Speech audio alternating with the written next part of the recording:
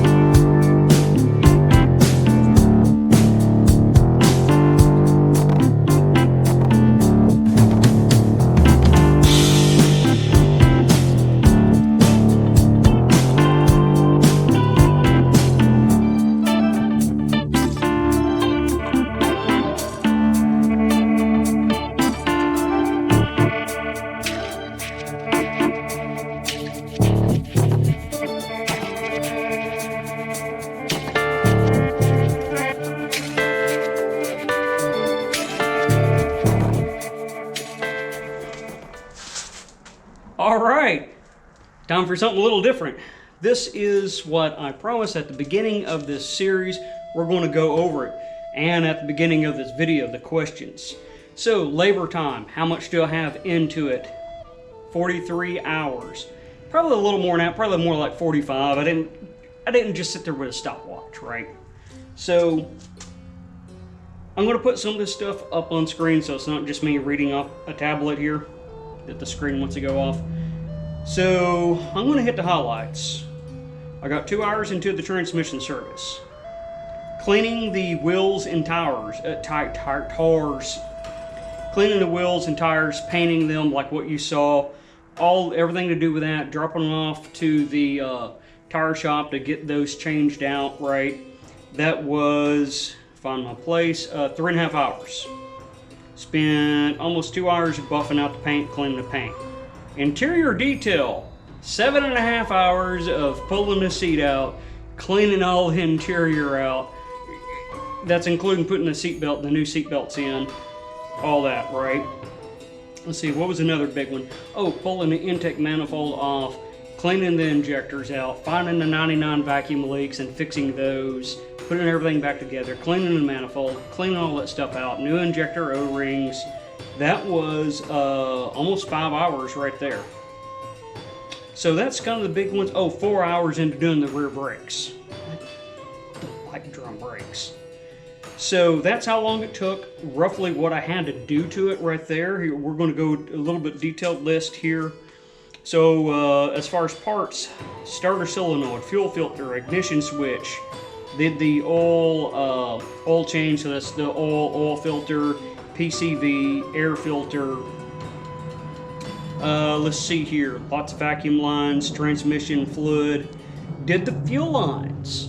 So I put time into, if you saw the fuel lines, they were leaking. The front tank is a dual tank truck. The front tank was taken out. The lines were cut and just kind of pinched. So I went in and corrected those.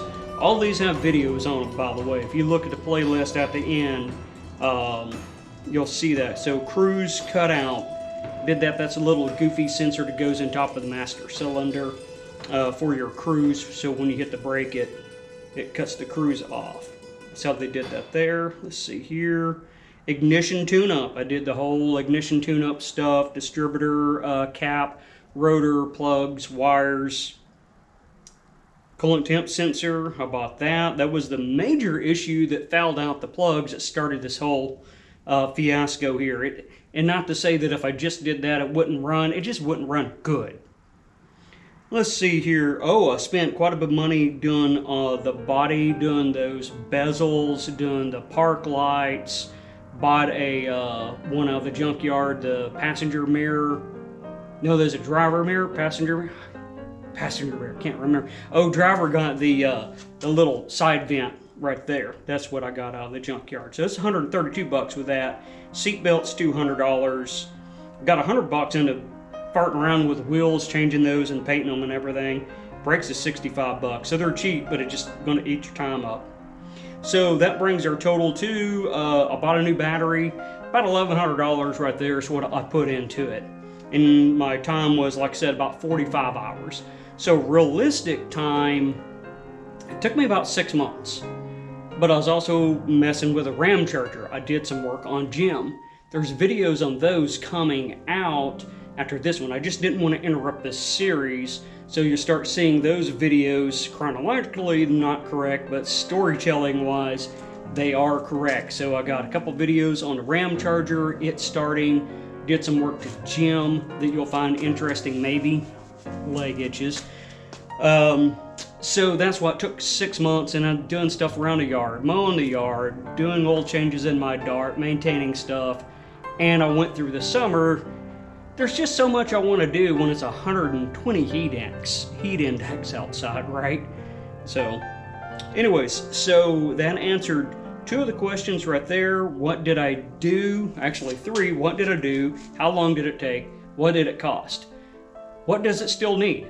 I did not get that pesky speedometer to work. I think it's a wiring issue. That's something I had to dive into the truck, pull the wiring harness down, start doing continuity checks and stuff like that to figure it out. It could use a windshield. It could use, they're in good condition, but they're at the point where they really need something and has to bulge once and tie rods, all that stuff. Rear shocks. Probably go ahead and do the front brakes as well. That's about it off the top of my head right there. There's a couple of, clock spring for the underneath the steering wheel so the horn works and the cruise works. I was going to do that, but that's 120 bucks, so I thought, probably not do that at all. So that's kind of what you should expect picking up a project like this. That truck probably be worth, the way it was not running, that's probably about a, maybe a $1,800 truck. Maybe. Depends on where you're at and everything, but not running, that really takes a hit on it. Whenever I picked it up, it did drive up onto the trailer, so at that point it did work, but shortly after it wouldn't even run. You would have to have a tow truck or a winch or something to get it up on your trailer to pick it up. Definitely not something you go down and pick up and drive. So yeah, it depends on where you're at. It's probably around $3,000 to $4,000 truck now. So that's kind of what you would expect picking up that project right there, how long it'll take, kind of some things you'll have to do. Like I said, there's a whole video series on this right there. So I think that's it. Appreciate you coming along for the journey right here, and I'll see you next time on Broken Tool Garage.